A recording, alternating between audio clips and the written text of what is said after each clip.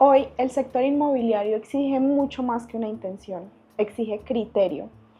Por eso en este espacio, conversando con Susan Arias, abrimos una conversación sobre negociación, decisiones y lo que hay detrás de que un buen negocio funcione. Susan, bienvenida, muchas gracias por estar aquí. A ustedes por invitarme, siempre dispuesta, feliz y con toda la pasión para entregar la información y compartir la experiencia. Claro que sí, antes de comenzar, salud. Salud. Por este espacio. Que se llamen las entrevistas Un vinito con Susan Arias.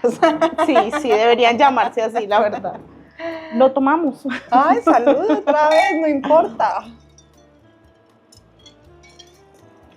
Bueno, para comenzar, como lo dije en el principio, ahorita encontramos un mercado más exigente, más competitivo, con personas que llegan con mucha información. A lo largo de tu trayectoria y lo que has visto durante estos años, ¿cómo ha cambiado esa negociación con las personas?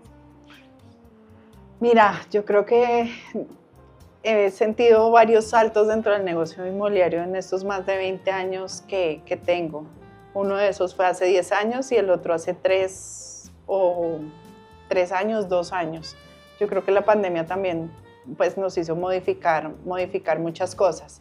Sin embargo, nos encontramos con unos clientes más informados, también con más capacidad de análisis, que no se creen o no se tragan toda la información entera que nosotros le damos y cuestionan demasiado. Yo por eso siempre digo que para mí este negocio inmobiliario no se trata de vender ni decir mira qué bonita es la casa o qué vista tiene, sino de manejar la información. Y es sobre todo de saberla transmitir y la información por encima de la mesa completamente transparente. ¿Qué hace un agente inmobiliario promedio a un agente inmobiliario que realmente genere resultados? Mira, yo lo primero que creo es está preparado, aunque pues la teoría a veces sin práctica no sirve para nada. Sabe y entiende que lo más importante es la relación con las personas. Para mí, más allá de vender, es saber ganarse la confianza de las personas. Pero yo creo que funciona igual que un político ahorita que estamos en plenas elecciones. ¿Cómo se gana la confianza un político? Y creo que funciona con cualquier proveedor de servicio, con la información clara, con la información oportuna, no dejando nada a escondidas. No, hay que hablar de los retos, por ejemplo, de una negociación, de los retos que tiene un inmueble, de si hay realmente inconvenientes que tenga un inmueble, uno los tiene que poner sobre la mesa. Yo veo muchos agentes que están enfocados más bien en cerrar una transacción para ganarse una comisión, pero no enfocados en saber si a la parte que está representando el negocio le funciona, le conviene, es el mejor negocio para él. También tenemos que estar en la capacidad de decir, mire, en mi opinión personal o de acuerdo a los datos o de acuerdo a las estadísticas, yo no haría ese negocio en este momento, esperemos a ver qué pasa. De hecho, yo pues este año muchas de mis sugerencias han sido, en este momento, en este primer semestre, no vendamos. Esperemos qué pasa, si definitivamente se va a poner más tensa la situación en términos de la confianza del consumidor o de la inversión, o definitivamente será mejor manejar una renta por unos 2, 3 años, que lo capitalicen, que le permitan una valorización a su propiedad, pero seguramente, no se lo digo a todos los clientes, dependiendo de su expectativa de precio, de tiempo, es decirle, seguramente este no es el mejor momento para cerrar. Decir no, algo que se nos conflictúa mucho, eso sí pasa. Mencionabas ahorita algo importante y son las relaciones y la confianza. Yo sé que esto ya necesitas una masterclass para poder ahondar en esto, pero ¿qué consejo le darías pues, a estos agentes inmobiliarios, sean de la vieja guardia o sean los que apenas están comenzando, para poder crear estos vínculos? Porque sí o sí, tú lo dices mucho, hay que hacerlo para poder realmente conocer cuál es ese problema o esa necesidad del cliente y podérselo solucionar. Yo creo que este negocio no puede estar parametrizado para nadie, para ningún cliente. Entonces normalmente llegamos donde un cliente con la misma oferta de servicio. Le tomo fotos, se lo publico en portales, están de moda las redes sociales, entonces también se lo puedo publicar en las redes sociales. Es más, le puedo hacer campaña y a veces la gente ni siquiera sabe hacer las campañas y cree que es con el botoncito de abajo publicar y paga un monto y cree que eso ya es estructurar una campaña. Entonces, si existe la misma oferta de valor para todos los clientes y no se sabe cuál es el dolor que yo necesito resolver, yo no voy a tener, yo no me voy a ganar la confianza de nadie, porque pues hemos recibido mucha información o mucha retroalimentación de los propietarios que nos dicen, venga, yo nunca había visto esto que usted me está diciendo. A mí siempre los inmobiliarios me llaman porque tengo el aviso en ventana, ofrecerme sus servicios, está interesado en vender o arrendar, o de hecho a mí me pasó que pues con un apartamento me llamó de otra inmobiliaria y me decía, mira, es que nosotros te podemos ayudar a arrendar, y yo, ¿cómo? No, pues lo publicamos, le colocamos el aviso, le podemos colocar el aviso en portería, eso lo puedo hacer yo y me ahorro el pago de la comisión. Entonces, yo tengo que tener claro si voy a hacer un neto intermediario, un simple intermediario, o voy a ser un asesor inmobiliario, un agente inmobiliario profesional que marque una diferencia. Tengo que tener información de valor y de hecho tengo que tener información. La gente hoy quiere datos, quiere estadísticas, quiere conocer cómo realmente se está moviendo un sector o una zona, quiere saber cuánto se le va a demorar, no quiere promesas falsas, quiere retroalimentación. Nosotros descubrimos que los propietarios quieren saber prácticamente todos los días qué pasa con su propiedad. Nosotros cada vez que hay una novedad le informamos, pero nosotros, por ejemplo, ese informe de gestión semanal es sagrado para que la gente sepa qué está pasando. Entonces también pasa mucho que dejan los inmuebles con los agentes inmobiliarios y el propietario no vuelve a saber nada de ese agente inmobiliario. Para mí no hay nada más peligroso en una relación, en la que sea, comercial, personal, que el silencio. Y hay a veces que tener pues conversaciones incómodas también con los propietarios, decirle su expectativa de precio no es, si usted no pinta el inmueble no se va a cerrar pronto o le van a bajar mucho el precio. Es un mundo, o sea, yo creo que cada ser humano, cada negocio, cada cliente tiene una expectativa y una necesidad diferente, por lo cual los agentes inmobiliarios no podemos estandarizar el servicio. Ok, en ese caso es decir que hay que tener una perspectiva diferente a la que cualquier otro agente podría tener, y además que me lleva a pensar en que cualquiera te dice palabras bonitas, que estás bien, que está todo muy bien, pero no cualquiera te dice que estás mal. Entonces eso me lleva como a pensar en esa perspectiva. Dentro de una negociación, ¿qué es lo primero que tú analizas antes de hablar de precio? Mira, voy a abrir un paréntesis antes de responderte esa pregunta, y es, el médico no le dice a uno lo que quiere escuchar. El médico con un diagnóstico, un mal diagnóstico, una mala formulación, un mal procedimiento, tiene la vida de uno en sus manos. Nosotros, los inmobiliarios, no tenemos nada más ni nada menos que el patrimonio de nuestros clientes. Y deberíamos tomarlo así, o sea, como un diagnóstico, como una formulación que debemos hacer, como un procedimiento que hacemos, porque es el patrimonio de las personas, sea que esté vendiendo, sea que esté comprando, se convierte en el patrimonio. Y en arriendo todavía más, porque pues es el lugar donde una persona hace un esfuerzo para sacar un dinero todos los meses para que el inmueble esté habitable, tenga las condiciones, que si se le dañó algo se lo repare. Ahí cierro el paréntesis. Vuelvo al tema de la negociación normalmente no se da por precio, y si se da por precio es porque yo hice todo mal desde el inicio.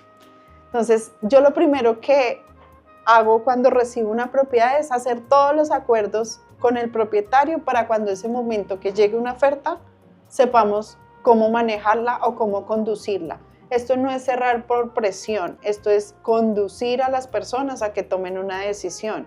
Si me están bajando demasiado el precio en una oferta, es porque yo seguramente no estoy comunicando el valor que tiene la propiedad o recibí el inmueble fuera de un precio acorde al mercado. Pero sencillamente hagamos los acuerdos claros desde el inicio con el propietario, definamos cuál es el potencial de este inmueble, cuáles son las debilidades, qué nos pueden refutar, hasta qué precio podemos llegar. Y lo otro es que los agentes inmobiliarios normalmente son mensajeros de ofertas, reciben la oferta y la pasan sin analizarla, sin darle las sugerencias respectivas al propietario para ver si la debe aceptar, si la debe rechazar o si la debe simplemente contraofertar. Entonces yo creo que nos llega la oferta y entramos en un tema bajo presión de decir necesito cerrar el negocio. Muchas veces pasa eso en el sector inmobiliario. Yo la paso y presiono al propietario para que baje el precio, pero se nos olvida que el propietario es el que nos contrató y nos está pagando. Entonces, pues en ese orden de ideas yo lo que tengo que hacer es analizar la oferta de acuerdo al análisis comparativo que yo hice al principio de recibir el inmueble, si estamos cerca o no estamos cerca. Estamos en una cultura que ofrecemos muy por debajo para llegar a un precio. También hay que educar al comprador y decirle, mire, esta propiedad no tiene un precio a capricho. Esta propiedad tiene un precio porque se estudió. Entonces, también decirle, si usted oferta menos de lo que dice este análisis de mercado, mi obligación es presentar su oferta, pero lo más seguro es que no se la acepten. Y que si empezamos en suba, baje, sube, baja, va a desgastar el proceso y pues se puede perder la posibilidad del cierre. ¿Cuáles son esos errores más comunes que puedes ver en el mercado en medio de una negociación? Primero, negociar por presión. Es decir, cambia la perspectiva de decir yo tengo que representar los intereses del cliente que represento y empieza a sopesar, me va a ganar una comisión. O sea, se pone el dinero que va a recibir la gente por encima de cualquier cosa. Lo segundo es descuidar al propietario y dejar de representar a quien te contrató y te va a pagar la comisión por inclinarte a favor del comprador para tú ganarte una comisión. En resumen, el principal error que se comete en una negociación es que la gente se enfoca en la comisión que se va a ganar y no en el servicio que puede estar prestando. Un propietario sale diciendo, sí, yo vendí o me hicieron vender a este precio, pero sentí que no me defendieron dentro del negocio. Y ese propietario no nos va a volver a recomendar nunca en la vida. Yo por eso digo, para mí el cierre de un negocio, el éxito de un negocio no es el cierre, es que un propietario me vuelva y me recomiende. Ese es mi mayor éxito, porque cerrar se puede cerrar y se puede cerrar de todas las maneras. Se puede cerrar con profesionalismo o se puede cerrar porque se presionó a alguien a hacer un negocio. Pero esto no, o sea, se trata que el comprador salga diciendo compré y que el vendedor salga diciendo vendí muy bien mi propiedad porque tuve la asesoría necesaria. No que digan me vendieron o me obligaron o me sentí presionado a cerrar. Eso marca totalmente la diferencia. Pero para mí el principal error en la negociación es empezar a negociar por presión para ganarse una comisión. Ok. ¿Qué papel juega el tiempo dentro de la negociación? Mira, yo creo que una negociación recién llega a una oferta hasta el tiempo en que se defina no pasan más de 2 días. Si se ha conducido bien la negociación y si se ha conducido bien la oferta y si se tienen claros todas las variables que pueden incurrir. Vuelvo y te digo, no es precio, es en algunos inmuebles de tierras cálidas es los aires acondicionados se quedan o no se quedan. Un ejemplo, ese mueble de biblioteca me gusta, ¿se queda o no se queda? ¿Cómo se maneja? ¿Cómo está en el tema de los impuestos, de la propiedad? Si la propiedad tiene una hipoteca o un leasing o una afectación o una limitación al dominio.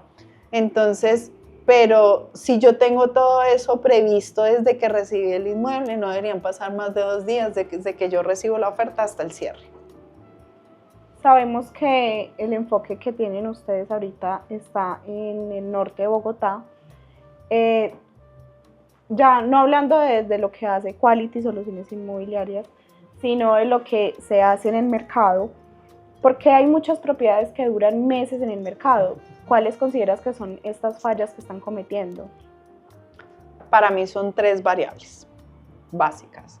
La primera, no se asesoró al propietario en cómo colocar un precio acorde a la demanda del mercado o acorde a la oferta actual del mercado.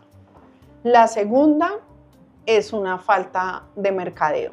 Entonces voy a ponerte un ejemplo, puedo tener el inmueble en el piso 20 y solamente lo publico en aviso en ventana y pues en el piso 20 difícilmente alguien lo va a poder detectar.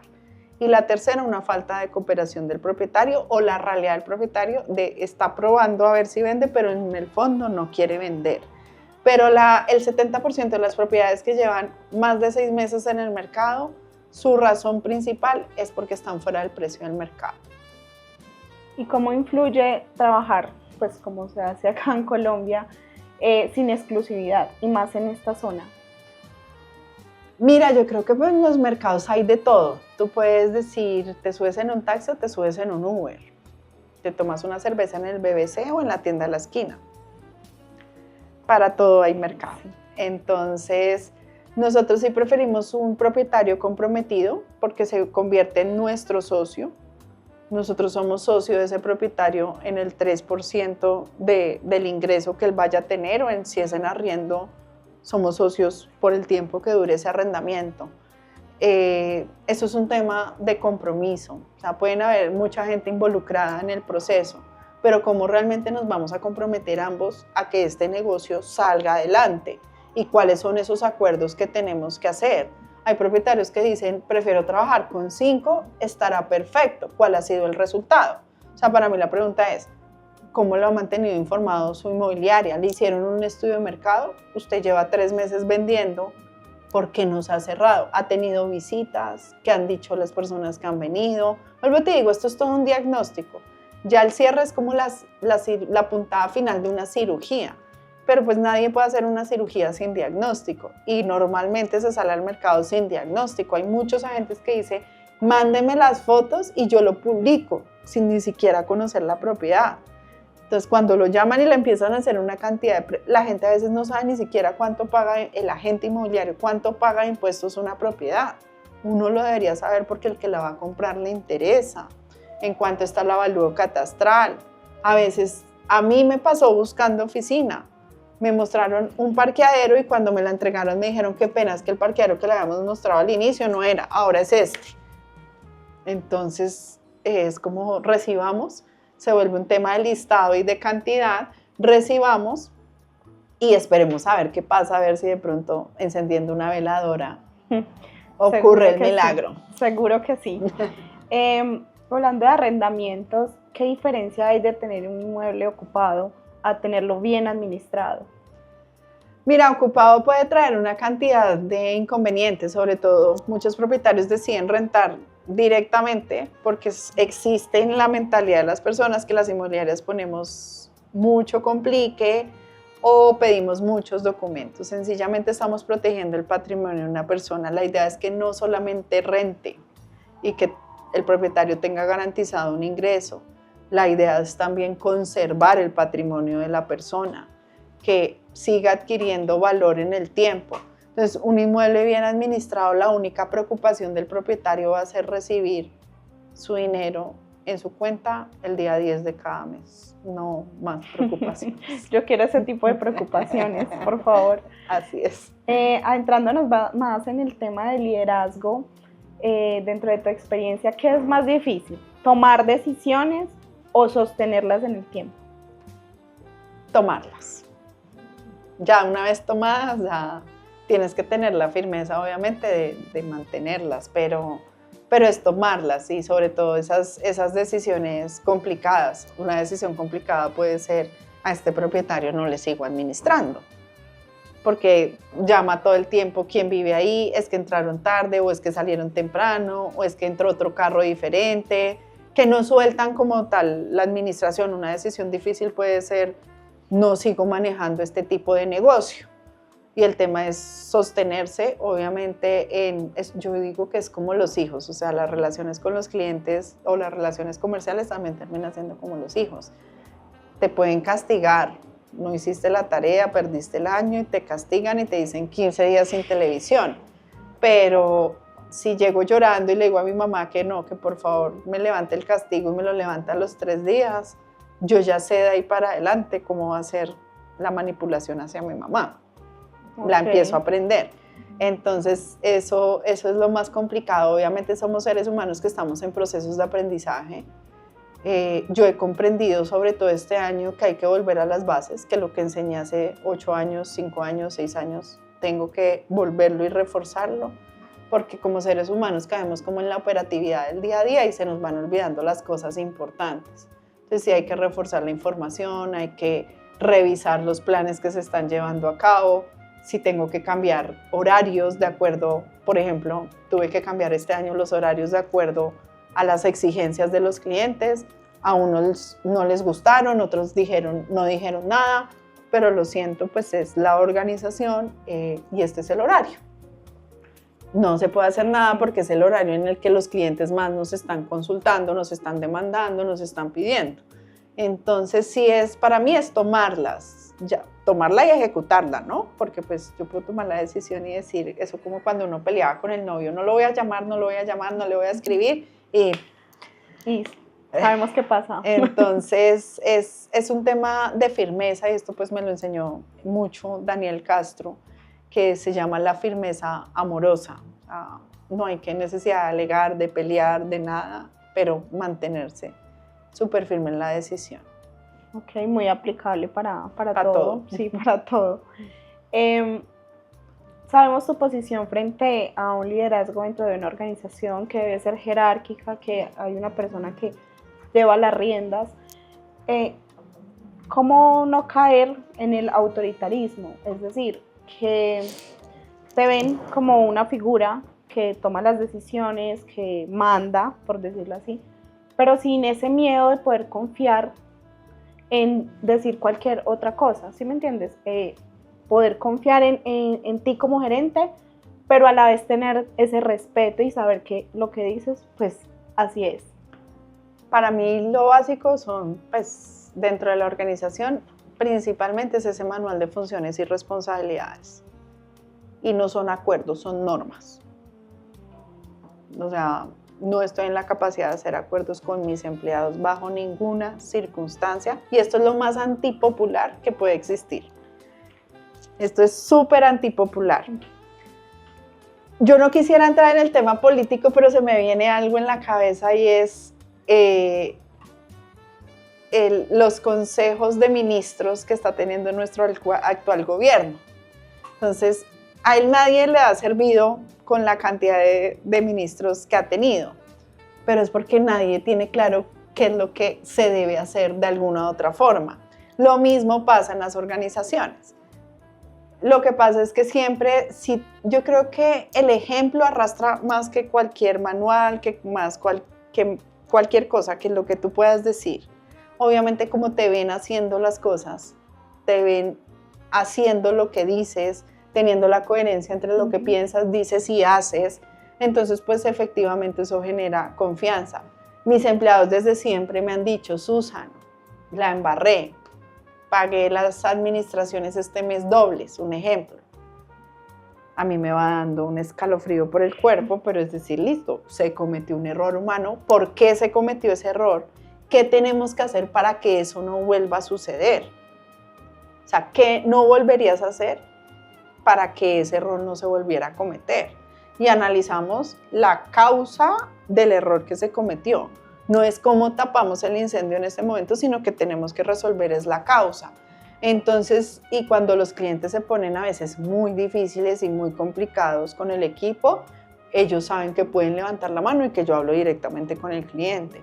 Y que si el cliente se está pasando en tono, en falta de respeto, el equipo tiene claro que mi respaldo siempre va a ser hacia ellos, aún la hayan embarrado. O sea, aún se haya cometido el error, porque podemos cometer el error, pero pues eso no le da a las personas tampoco para alzarnos la voz ni faltarnos al respeto. Hay que corregir. Normalmente el error vale plata. En la mayoría de las cosas el error vale plata. Entonces, básicamente es eso. Yo creo que ese ejemplo y que las personas tengan claro qué hacer. Si yo ya empiezo a ver que yo le estoy pidiendo más a la persona de lo que habíamos pactado inicialmente dentro de ese manual de funciones y responsabilidades, que es lo que me está pasando pues ahora en Bogotá, estoy cargando, estoy quemando a la persona, entonces necesito empezar a resolver esta situación, la tiene que resolver la cabeza, no le puede seguir cargando cosas pues a la persona, tengo que contratar una nueva persona. Entonces, pero pues eso se empieza a evidenciar también cuando la persona levanta la mano, cuando uno empieza a ver que los olvidos son repetitivos. Entonces, venga, revisemos, midamos tiempos y movimientos, qué está haciendo, cómo se le está pasando el día. Entonces yo ya empiezo a ver que no es un tema de no quiero trabajar o me quedo viendo redes sociales todo el día. estamos teniendo un flujo de llamadas, de contactos, de visitas, y que en una ciudad como Bogotá pues no permite un desplazamiento tan fácil. Entonces pues tenemos que hacer ya el trabajo para involucrar a otra persona al equipo, pero ejemplo y las reglas claras. Perfecto, y coherencia, eso sí, súper marcado entre lo que decimos y hacemos. Susan, ya para finalizar, escribiste un nuevo blog. ¿Quisieras invitar a las personas a que lo miren, lo lean, lo profundicen? Claro que sí, el blog se llama No es lo que pasa en tu entorno, es lo que tú gestionas. Para mí el año 2025 y este año el 2026 ha sido un aprendizaje profundo en términos de cuando uno se entrega con total compromiso. Yo creo que el compromiso eso no es. O sea, no hay un compromiso al 100% o al 20%. Cuando uno se entrega con total compromiso, con de verdad ayudar, prestar un servicio, servir, dar lo mejor de nosotros, puede que el mercado esté lento, puede que el mercado esté más duro, pero se terminan haciendo las cosas. Entonces en el blog cuento qué hacemos nosotros, qué hace el equipo, hablo desde una perspectiva muy personal, en primera persona, cómo lo hacemos, cuándo lo hacemos, qué negociamos. Entonces cualquier cliente que diga, venga, ¿cómo trabajan allá? Allá está, es un blog que es largo, pero está muy claro cómo lo manejamos. Y dentro del blog pues digo que cuando vienen los inconvenientes no gana el que habla más duro, gana los procesos que tenemos establecidos, que volvemos al proceso, revisamos qué fue lo que acordamos, qué está por escrito, y una ley que hay en la oficina es todo por escrito. Usted me dijo esto, me lo pone por escrito, por favor, me manda un mensaje, me dijo esto, mándemelo por escrito, que eso pues, en el futuro nos puede ayudar. Claro que sí, súper invitadísimos a leer el blog, saquen el ratico, que yo también tengo que hacerlo, por cierto, y sé que estará espectacular. Susan, muchas gracias por este espacio, nos vemos en una próxima ocasión. Claro que sí. Chao.